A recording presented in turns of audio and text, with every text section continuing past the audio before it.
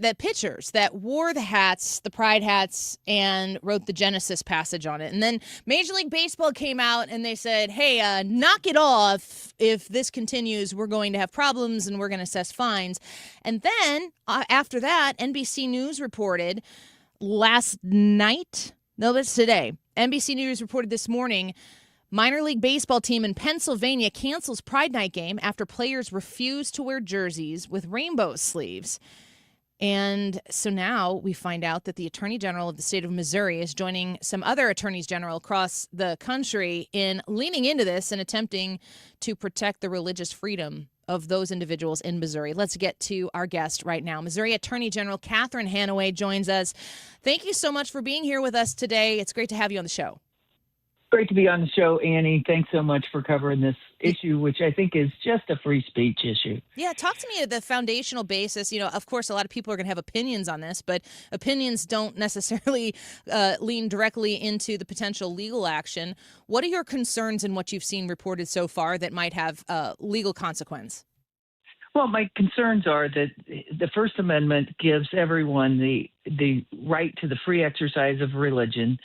And there's Supreme Court cases that say if you have to wear a uniform at work, you should be able to display your religious beliefs in a subtle, non-offensive way. And if you look at the Bible verse that's quoted on these hats, it's Genesis. It's about where the rainbow comes from and God's promise that he'll never flood the earth again. I mean, it has nothing to do with sexual orientation, and it's just sad, frankly, that America's game is now being used as a platform to advance radical agendas. And thank goodness these players had the courage to stand up, and now we'll stand with them and protect their rights.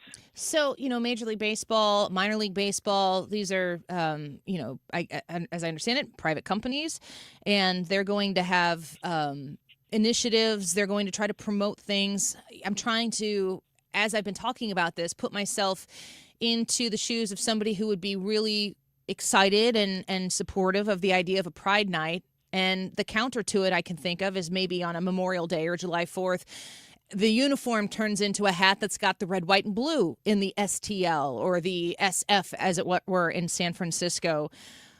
Is that something that is different in your eyes when it comes to putting the pride flag into a uniform that those players are then told, or maybe something on a sleeve like minor league was trying to do in Pennsylvania? Is that something?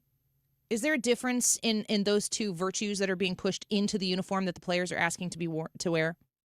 I don't think terribly from a legal perspective. And, you know, I think that the players on those days, when the team is trying to advance a particular message, should have the option to wear their standard uniform. And that's really all that these players were saying is either let us put the Bible verse on our hat or let us just wear the normal San Francisco Giants uniform. And that kind of protection of not compelling an individual to speak something they don't believe would continue, I think, in all those circumstances. There, to my knowledge, has not been a test over a Memorial Day celebration or 4th of July celebration. Sports Illustrated posted about the 3 Giants pitchers wearing Bible verses on their Pride Night caps during that last Friday's games. Major League Baseball issued a warning to them. Have you read through that warning? Is there much bite to the bark of saying, you know, kind of the finger wag, like, okay, knock it off, we don't need this? No, but there is sort of a promise of some escalation if it continues. And that's where we've reached out to MLB to say, I haven't read the letter. I've only read news summaries of it. We want to see the letter. We want to see who it was sent to. We want to see what documentation backs it up.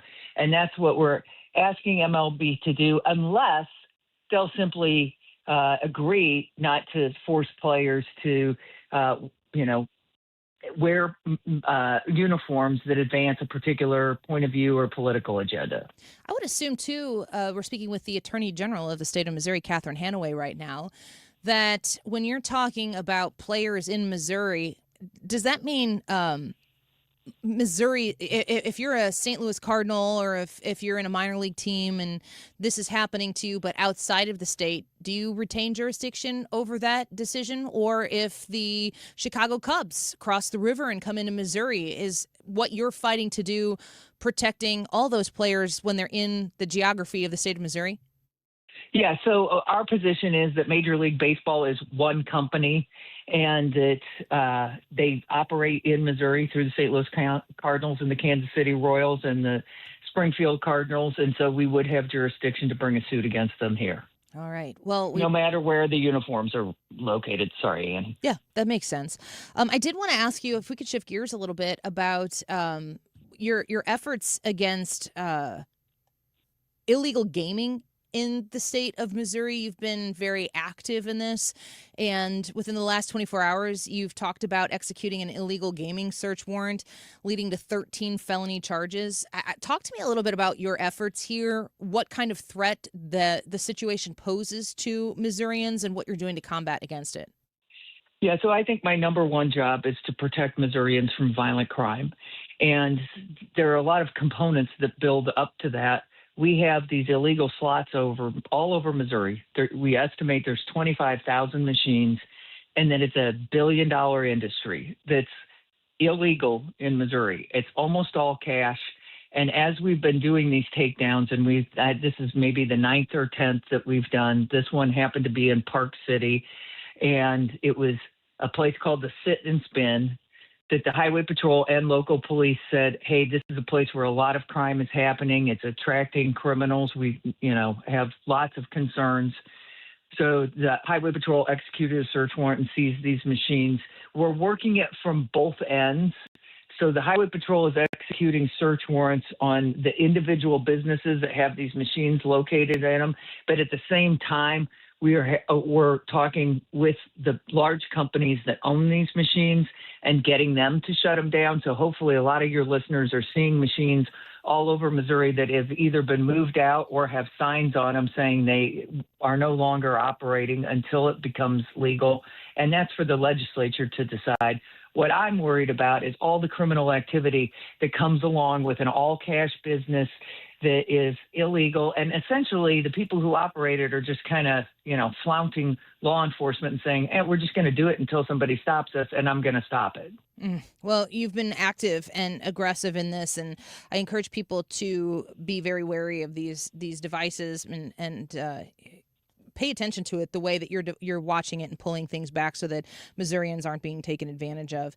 Before we let you go, I just want to read a little bit from this letter that you sent to Manfred, on the commissioner of baseball, because at the end you say, you tell them to respond to this letter confirming that Major League Baseball will not discipline any players who have chosen to refrain from wearing Pride Month paraphernalia or included Bible verses or Pride Month hats. You sent it yesterday. I think you asked them to respond by June 25th. Do you anticipate getting a response from Major League Baseball?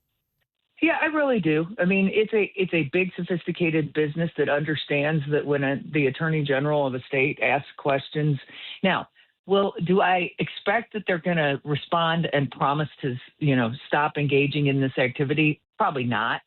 But I think that they are going to reach out and want to have a conversation. And that's when we'll say, we want to see everything that supports this, and then make a decision about whether or not we have to go forward with litigation. I think it's great news that, this team in Pennsylvania, this minor league team, has canceled their Pride Night. And I hope we continue to see that happen. Or the players just have the freedom of expression that if they don't want to wear the pride gear, or if they do want to include a Bible verse, that they have an equal opportunity to express their views. Yeah. I can't imagine, a lot of times there's Christian Day at the ballpark, but it's not as though everybody is asked to wear a cross on the front of their hat, and that would not be acceptable. I think as a Christian myself, I would never propose that be put upon all of these players to support that, even though a lot of people in the stadium at Busch Stadium would like to maybe buy some sort of Christian-connected Cardinals hat. That would be a choice that those fans could make based on their own personal perspective. But the force-fed version of the way the pride stuff has been put in, you're really asking for Major League Baseball to consider it as optional more than forced. And boy, that seems pretty First Amendment-y to me. Yeah, absolutely. And Annie, can you imagine the backlash if the Cardinals came out on the field with a cross on their hats and forced every player to wear it? Yeah.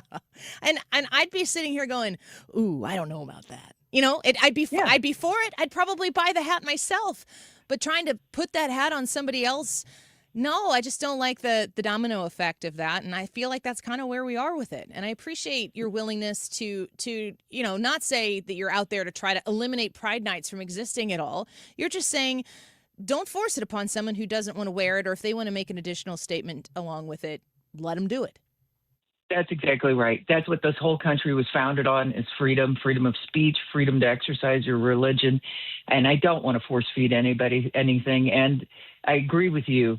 As Christians, as true believing Christians, we don't think that's the way to bring people to Christ anyway. Yes. We want to recruit them and attract them and not try to force it on them. Yeah, I am right there with you. Well, let us know when you get a response. Hopefully you can share that. People will be following you certainly on X at AGC Hanaway to see what comes of this. We appreciate you jumping into this issue and being hopefully part of a solution that's actually, ironically, more inclusive. It's good to have you on the show with us. Thanks so much, Annie. Take care. Have a great weekend. You too. Bye-bye.